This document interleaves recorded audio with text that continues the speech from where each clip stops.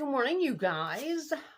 So I'm just kind of getting around, having a cup of coffee, and I wanted to pop on and talk about this for a minute. And I've been knowing that calendar in the background. It's been in the background of several of my videos. It really bothers me. And yes, I'm aware of it. In fact, it needs to be flipped over to October now because I'm about 3 days behind.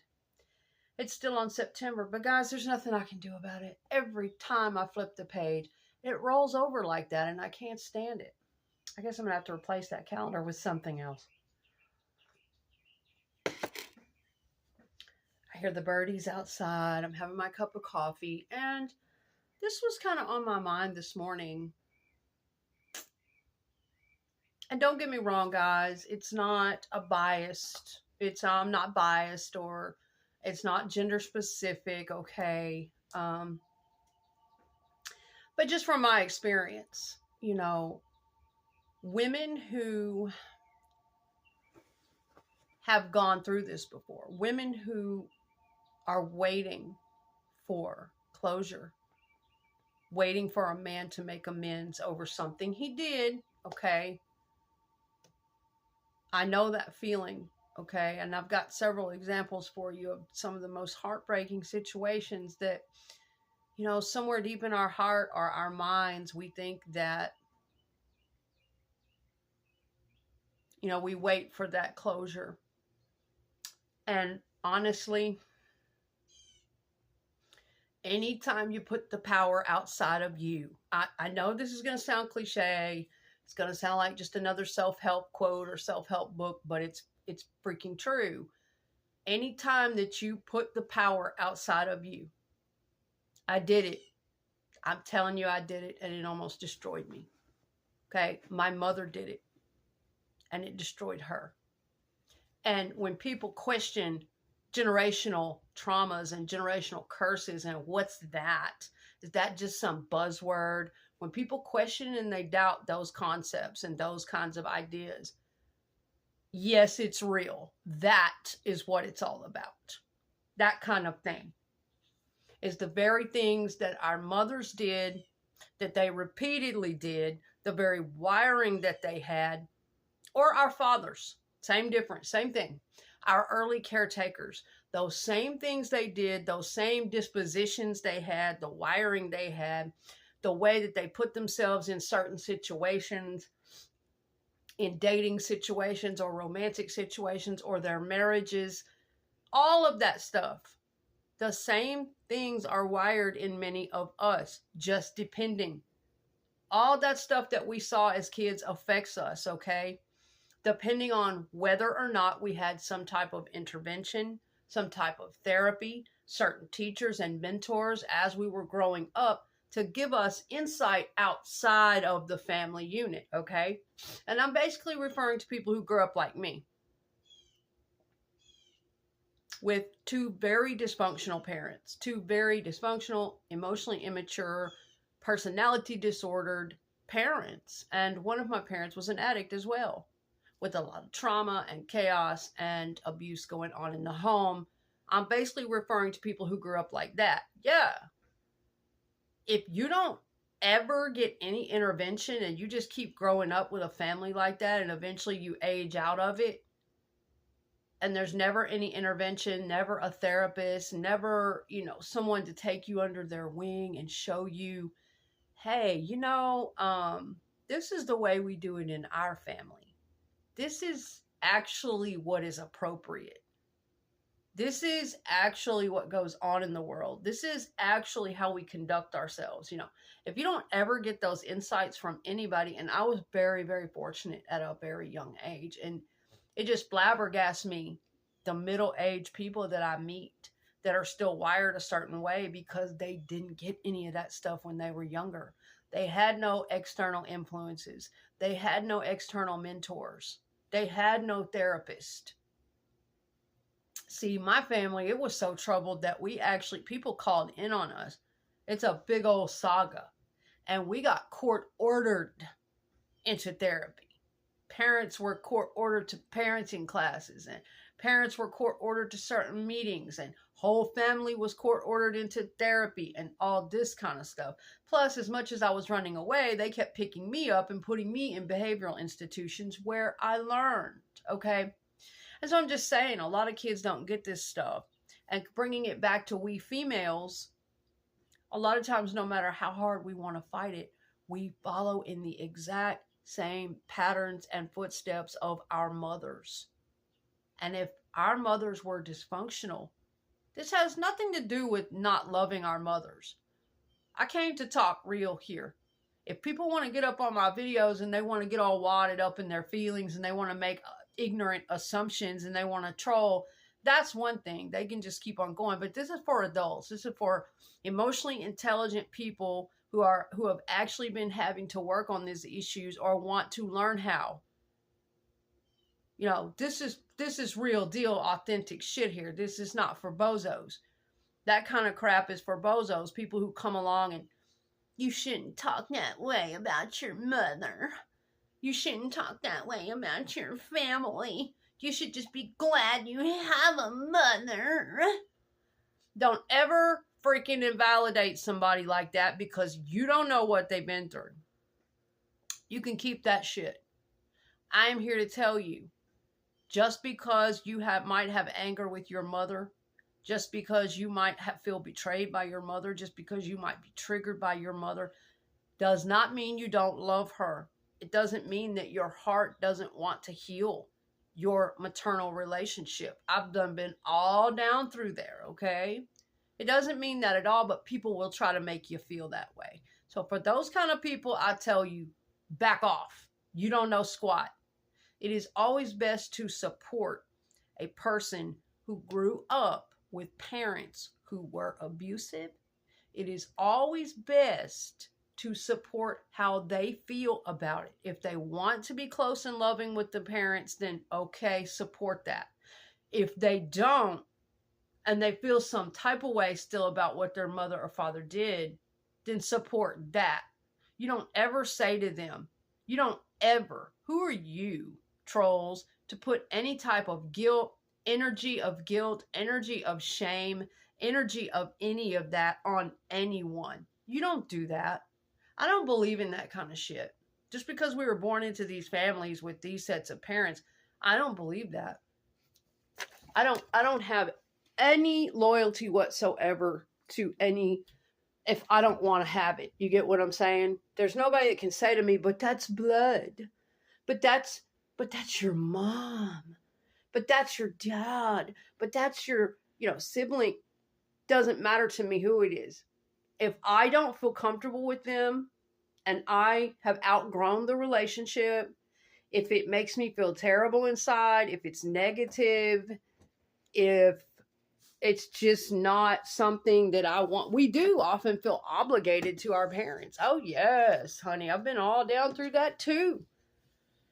And it can just make you feel very torn inside. But no, I don't believe in that kind of thing, that just because that's the person who birthed us out onto this planet and they decided to do what they did with our fathers and here we came, I don't necessarily believe that makes it to where we have to be obligated to love them the rest of our lives and to feel a certain emotional depth for them that we may not feel.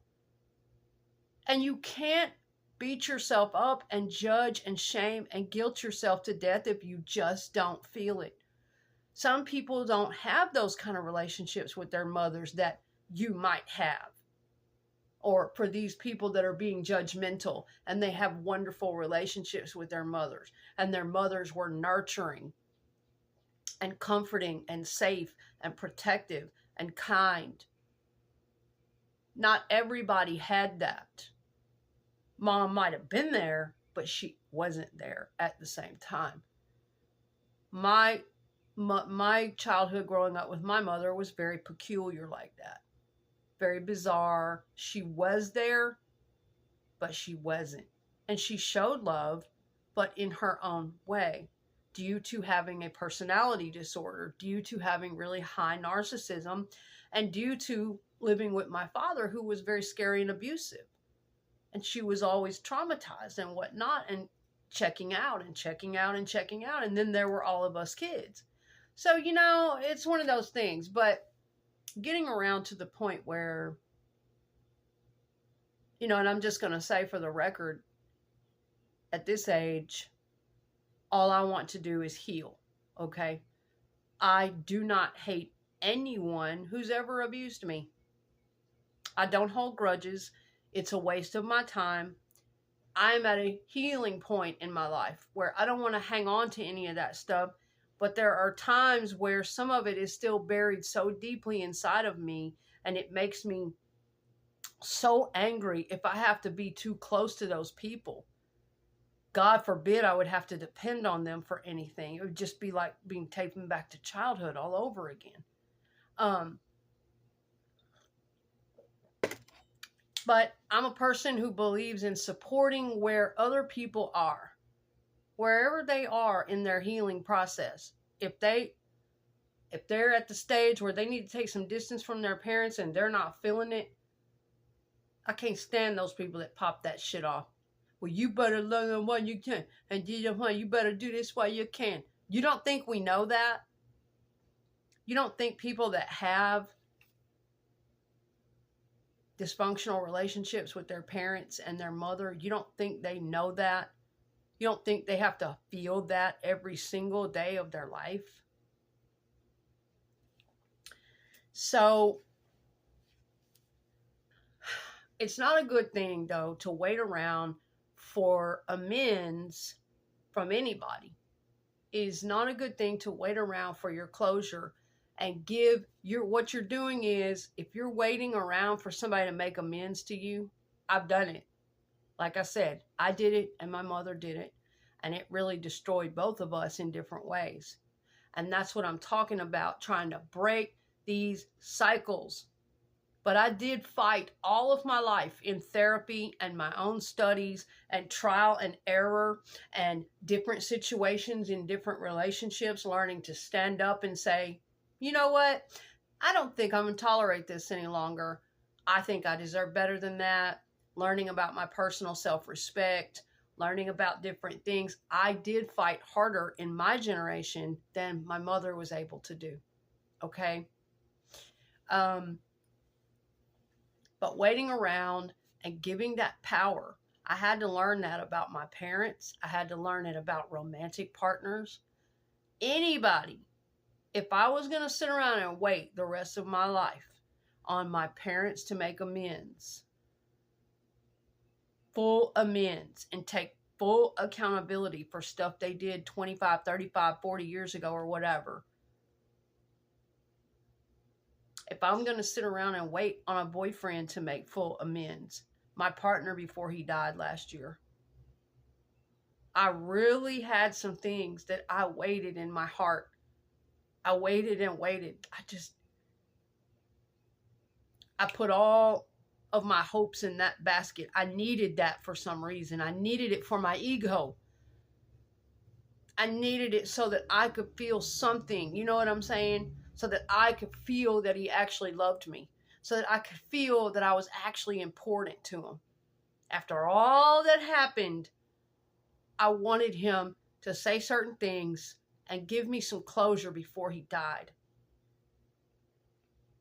To say certain things in front of certain people, to do certain things, and it just didn't go down like that. That's the last thing people are thinking about, you know, when they're passing away, when they're getting very sick. And I had to understand that, and I didn't want to be selfish either. You know? But the same thing happened to my mother. And I had to learn that you don't put that power in anybody else's hands. You don't wait for your parents to make amends to you for what they did. You don't wait for your betrayer to make amends for what they did. You don't wait for anybody to make amends. Your partner, your boyfriend, girlfriend, your parents, whoever wronged you. And you've been carrying it. And it's affecting things. You don't wait on that. If that's what you're waiting on so that you can actually heal, so that you can actually feel again, so that you can actually start moving forward, feeling great about yourself again. And I know there's something inside us that becomes so broken and so desperate to have that apology, desperate to have that genuine account. Hey, I know what I did. I know I'm responsible for that. I know I saw you there all that time. You were there for me. You were loving to me. You this, that, and the other. And I really effed it up. I really did hurt you. I really betrayed you. I had no right in hell to take advantage of you. You know, so many of us wait to hear those words from certain people in our lives. We wait and we wait and we wait. And anything else outside their mouth until they do say those things gets on our last nerve, right? I know. Annoys the shit out of us. Especially to see these people who have wronged us or betrayed us in some way, sweep it right under the carpet like it never happened, and hold their head up in the air as if they have never wronged anybody in their whole life, and act as though they are just queen bee, and act as though everybody else are peasants beneath them. That is when you're going to be triggered. Yes. Whether it's your mom, your dad, your boyfriend, girlfriend, sibling, whoever it was that wronged you, betrayed you, abused you, whatever they did in the past, whatever the problem was. Seeing them act like that and never having come to you and given any apology, any remorse, any sincere, like an emotionally intelligent person would do. Okay, it happens. And we wait, man, and we wait. Some of us really wait. And we expect. Oh, see, my therapist taught me this a long time ago. Oh, probably 30 years ago. First thing is you're going to stop expecting anything from your mother, because you are setting yourself up over and over again to be angry, to be let down, to be disappointed over and over again. So first of all, let's work on accepting her right where she is for exactly who she is, exactly how she's going to treat you, exactly how she's going to respond to your heartbreak and your emotions and your pain, exactly how she's not ever going to be able to be nurturing, comforting, really dialed in and emotionally deep. Let's go ahead and start working on accepting her just like that. You expect nothing more. Okay? And that was hard. That was hard, but that was many years ago. Having to learn to stop expecting from people outside yourself. Stop putting the responsibility on them to make you feel better. I know that sounds like shit. And you're like, but damn, they hurt me. They did this to me. They did that to me. They should be sorry. They should show remorse. They should, indeed. But a lot of these personality disorder fools just can't. Hey, I said it that way. I said what I said. I've been surrounded by it my whole life. It's all in my whole entire family. Everybody I've ever loved has some kind of fucking disorder. I'm just saying. A lot of times they're not, though. And it's a real waste of time and energy expecting it. Waiting on it. Can't move on, really, until you get it. Been there, you know? And that's one of the first things I had to start working on.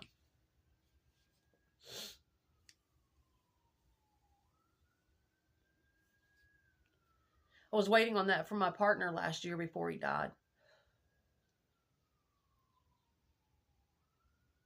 And I didn't get it. And it broke me. He carried a lot of that shit to his grave. He was so stubborn. Like my mother. And don't get me wrong, I love my mother. My mother's even agreed to do some videos for my channel with me at some point, discussing some of these things from our past and, you know, as educational content for women or whatnot, you know, anybody really. Don't get me wrong, I love my mom. But we have some serious issues. If you've seen any of the other videos on my channel about what happened with my father and all this stuff, my mom and I really just got into this shit again a couple weeks ago about why she never said anything, why she never, did anything. Where was she mentally? About why she never talked to me about it, why she kept visiting my father in prison and stayed on his side, why she never really got into this and came to me as a mother. I'm a child. I don't care how mature I was at 15, where the fuck I was living, what streets I was running. Why did she not approach me as a mother would? I would have, had it been my child. It would have been a whole different freaking story had it been my child. So yes, we just got into a lot of this a couple weeks ago, and this is 40 years ago, y'all.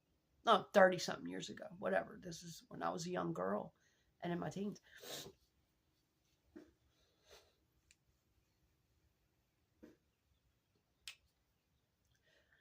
And it's taken her this many years.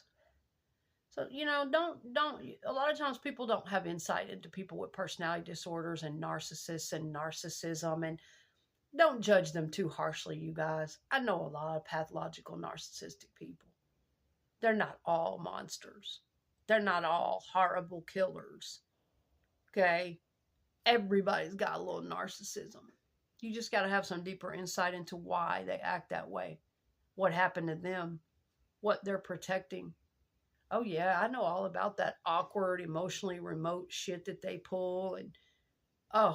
And it can drive you crazy if you're not educated enough on it, for sure. But I had to learn, I try not to put that power outside of myself. I don't wait for her to take responsibility.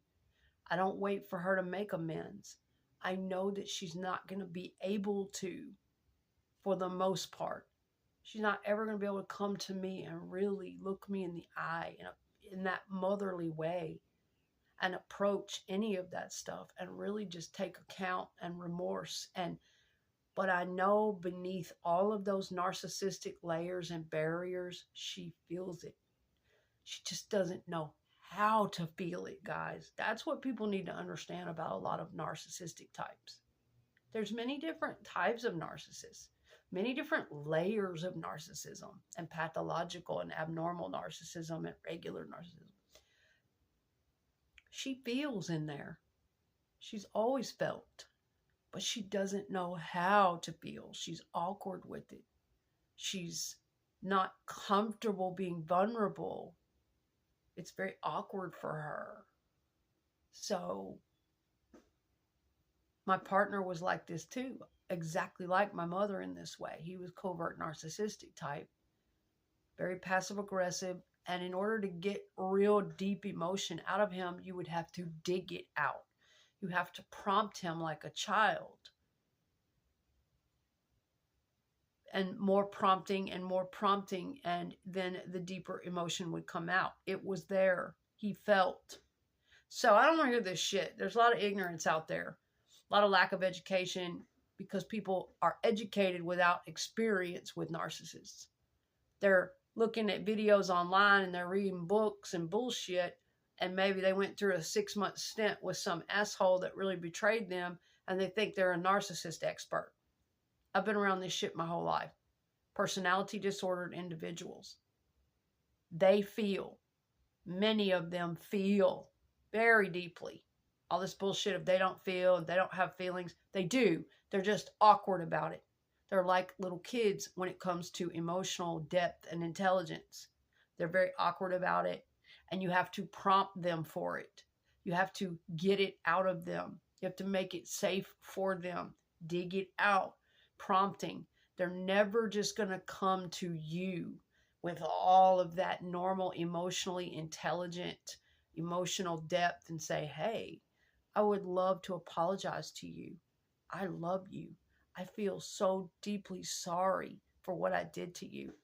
I feel genuine remorse. It hurts me. They are never going to approach you in that manner, and that's what you're waiting for. You're putting all of that responsibility on them to do so. You're putting all of the power in their hands. In a perfect world with perfect people, yes, they would. I've expected that shit for years from many different people. It's not happening. And the sooner we kind of understand and come to an acceptance of that, the better off we are. Even though they should have done it, it should have went down that way. We deserve to hear that. We deserve those closures from people. Still yet, in order to move on and in order to heal, we have to take responsibility back onto ourselves. Don't put the responsibility on them to fix it. Don't put the expectation on them. Stop expecting. You don't have to be mad. You don't have to be bitter. You don't have to hate them. Just stop expecting that part of them to ever emerge, because it isn't going to. For many of these people, they are who they are, and that's where they're going to stay. Now, if I prompt them enough, my mom will get into this mode of feeling deeper emotion. And I mean, you really have to pick and pull and corner her, and either corner her and insist on it, or make her feel safe enough. Well, now that someone else has brought it up and everything, and they're insisting on it, it's just that they feel so awkward with emotions that come quite naturally to the rest of us. Empathy, compassion, being genuine, being affectionate, being loving, nurturing, emotionally deep, emotive, all these things that come very naturally to those of us who are emotionally intelligent and who have worked on a lot of these things. These things do not come naturally to them.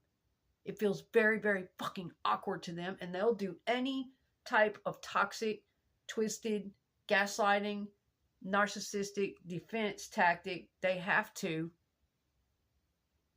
avoid going there most of the time. Those are going to be their initial reactions to things. It is what it is.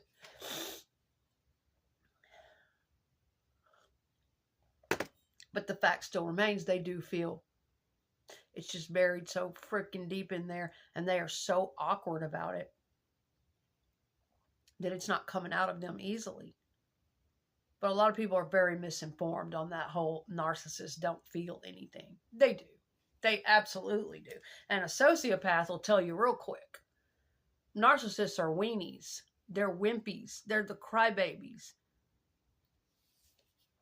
So these people that have it all, that a narcissist is so stone cold and doesn't feel, the narcissists are the overfeelers. That's why they're so protected and arrogant, and the coverts aren't arrogant at all.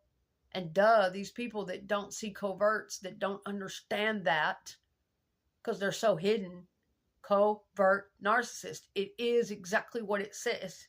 It's a fucking narcissist, just like the arrogant grandiose, except they hide it because they're so inferior and fragile and awkward and fumbly that they are embarrassed. They don't want anyone to know that they actually want to be an arrogant, narcissistic asshole too, but they don't have the confidence that the other arrogant, narcissistic, grandiose assholes have. Does that make sense?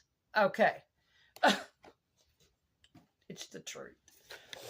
Y'all, I'm glad I made this little video though, and I'm going to get around to the rest of the point about the two examples of waiting around and getting your heart broken, waiting around for amends that never comes, waiting around for that remorse and apology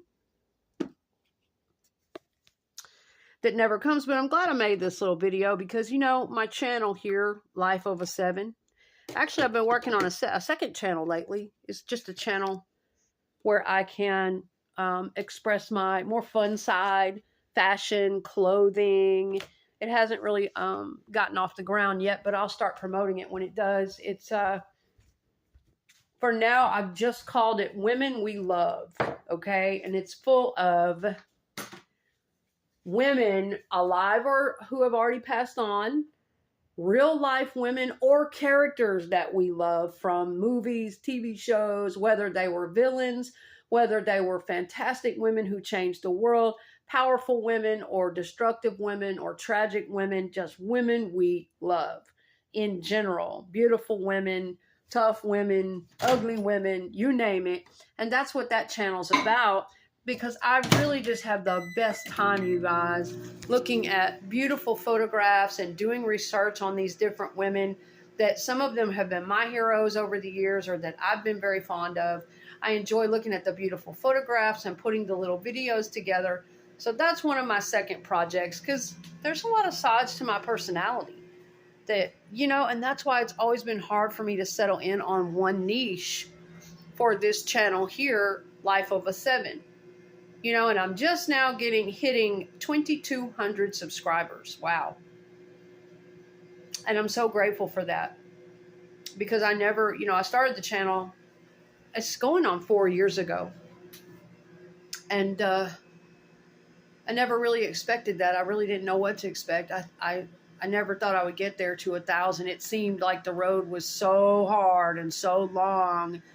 When you need 1,000 subscribers and 4,000 hours watch time and, the road to monetization and all that stuff, it seemed like it was such a long road. But, in some ways, I feel like I should be a lot bigger at 4 years in. In other ways, I'm just very, very grateful and celebrating the 2,200 subscribers that I have. There was a time after starting my channel that it was unfair, but I got pulled away. I got distracted. Right when my channel started taking off and getting on a roll, and I started covering topics that people were interested in, that I was passionate about, and putting the work in, and I would come on here every day back then, and man, I had subscribers overnight, and, videos were getting views, and I got fucking pulled away from my channel. It wasn't fair.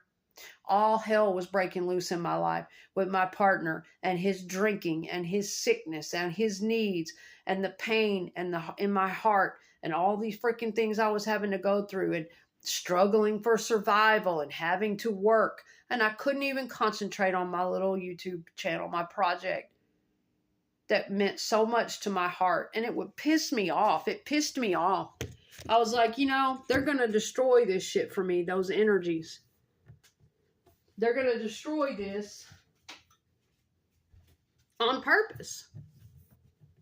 Those energies, they're out there. They don't want you to talk. They don't want you to share. They don't want you to be successful. They don't want you to continue having that high creative frequency that you have. Of course not. So it pissed me off, guys. And that's why there was a complete drop off on my channel for a while. There was a lull. I went, and that's why I'm not farther ahead that I feel like I should be. But it is what it is, It's all going to come full circle. I have faith in that. It's all going to come full circle. But I'm glad I got to do this one today because, I don't have a niche on this channel. And I know that there are certain people that come to my channel for certain things. Some of them, I cover different people, different cases, and some of my own life experiences. My channel is a mix of that. But I have some viewers that come strictly just to see the videos I do about Shanae Watts and the Watts case. I have some viewers who come strictly because I'm a Selena fan, Selena Quintanilla, and because I do videos on her case and her life story and beautiful video tributes and montages of her. Some people strictly come for that. Some people come for the talks that I do just about my personal life. So it really just depends. And so I kind of have to divide it up. Here lately, I've been doing a lot of videos on different cases that I'm passionate about. I do a lot of Watts case videos. I've also been putting a lot of time and energy into my sleep paralysis videos and my experiences with that. But there's some days, y'all, that I just long to break real and to just put out a video that's just me and the camera talking about real shit, human to human. And, it is what it is. I'm glad I get to do that sometimes. It's important to me.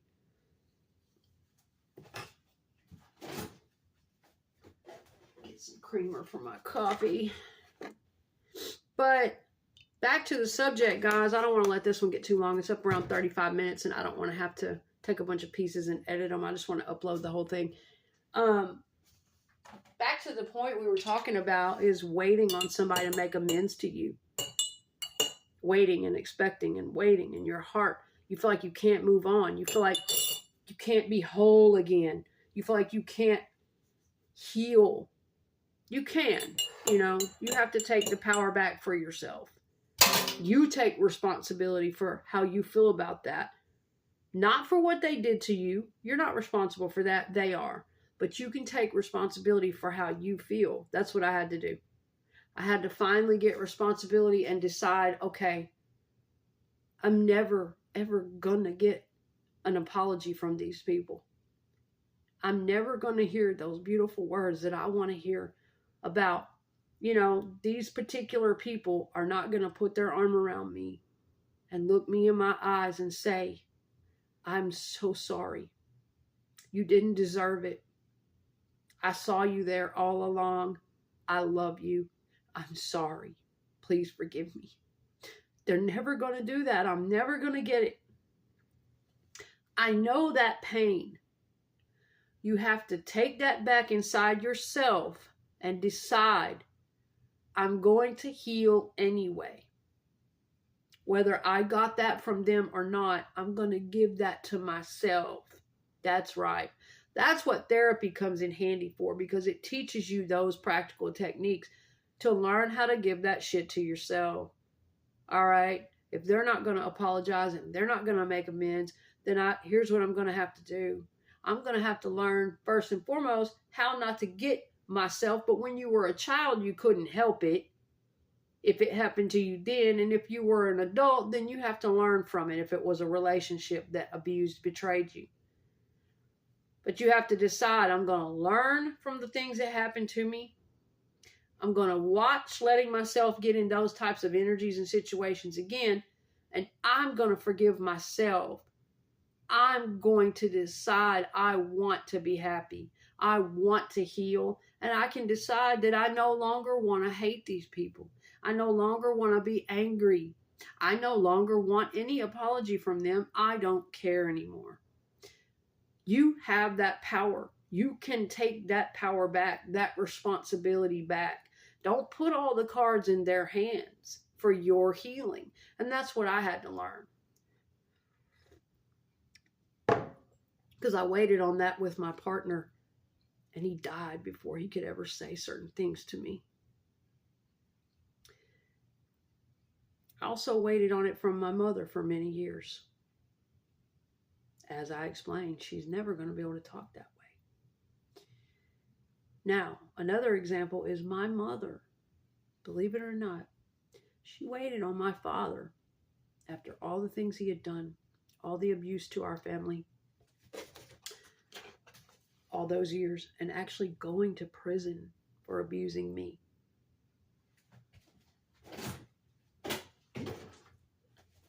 And in a way, I actually feel pain in my heart. I don't hate her. This is what kind of human being I am. I'm deeply. Sometimes I wish I wasn't. Sometimes I wish I didn't have so much empathy. But she waited. She's back now. She's about to be in. I'm going to clip this video. But she waited on my father to get out of prison. She waited. She supported him. She sent him money. She wrote him letters. He was gone for about 5 years. He took a special plea deal. She waited for him all those years. It was kind of heartbreaking. She went through hell while he was gone. And he came back and decided, he messed around with her a few times, a few dates or whatever. He decided he didn't want to live in her house with her anymore, the home they had shared.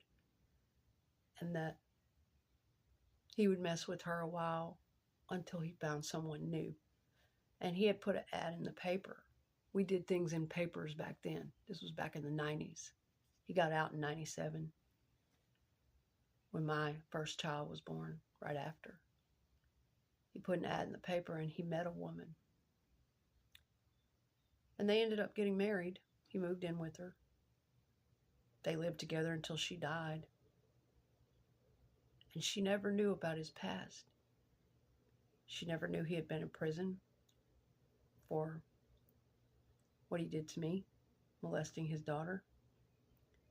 She never knew what he had done to his family. She never knew a lot of things about his past.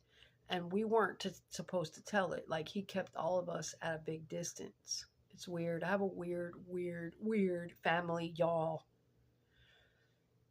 But I'm glad I have YouTube.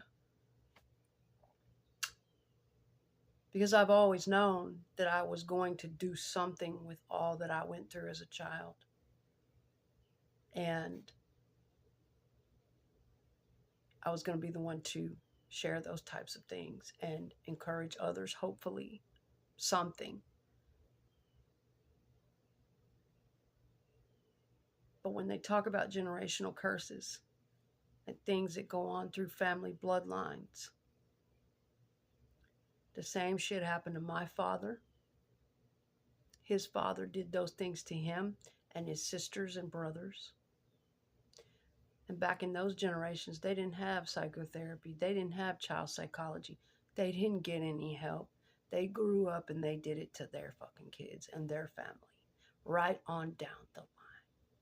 And so, yes, it was scary. I loved my dad. It's twisted, but that's the only dad I had. I loved him. And he treated me lovingly in a lot of other ways besides the abuse. So it was twisted. But yes, I put him in prison. Yes, I testified against him. Right on in there. And then I shot out at 15. But it's sad. It broke my heart for my mom. I'll continue this in a part 2 because somebody's about to come in and it's going to get all disruptive, and my video is getting a little bit long, but I'm trying to come full circle on the old videos that I did about my family and just share some of that stuff with you guys. So I hope this video helps somebody today, or maybe somebody need to hear some of this stuff. I don't know. But yeah, I felt bad for her because that's what happened to her. So don't wait for amends, because a lot of times it doesn't come.